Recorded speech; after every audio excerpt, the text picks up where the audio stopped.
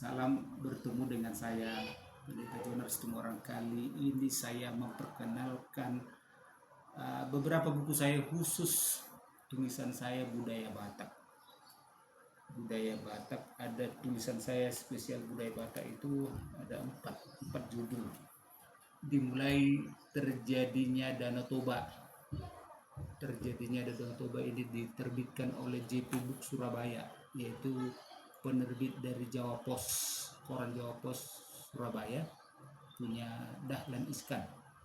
Ini terjadinya Danau Toba adalah beberapa cerita, salah satu diantaranya terjadinya Danau Toba.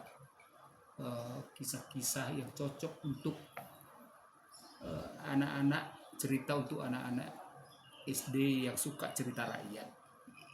Jadi ini termasuk buku proyek yang sudah disubsidi ke berbagai sekolah SD di seluruh Indonesia, disubsidi oleh Jawa Pos untuk dibagi-bagikan secara cuma-cuma lewat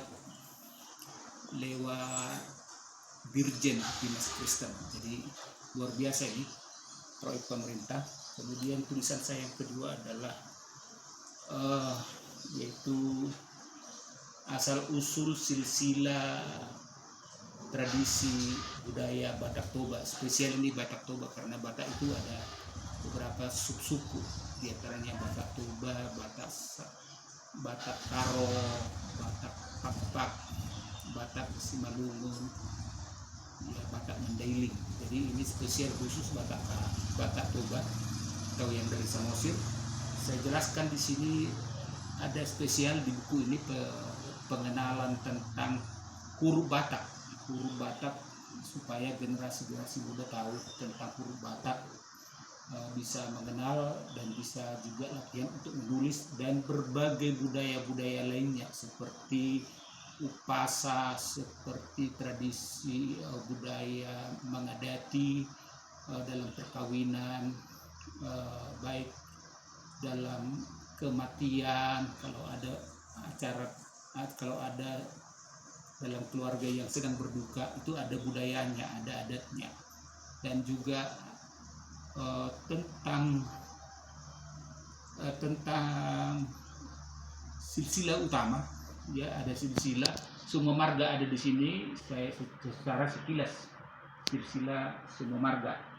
Jadi saya jelaskan di buku ini, sangat penting bagi generasi muda supaya memahami tentang budaya Batak. Apa itu Dalihan Natolu, istilah-istilah dari mana ini diambil awal mulanya. Terus kemudian kenapa orang Batak pada umumnya ya memakan darah.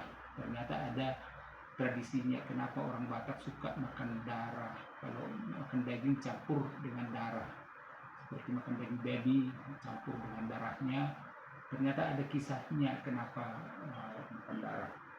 Dan kemudian buku ketiga mitologi Batak. Ini mitologi Batak. Sebenarnya mitologi Batak ini adalah bahasa Bataknya itu turi-turian, kisah-kisah cerita rakyat dari Sumatera Utara, khususnya orang Batak Toba.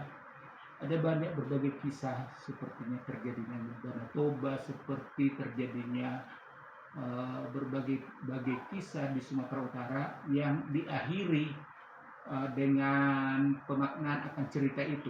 Jadi saya maknai cerita itu, pesan apa, pesan moral dari setiap cerita apa. Ya, jadi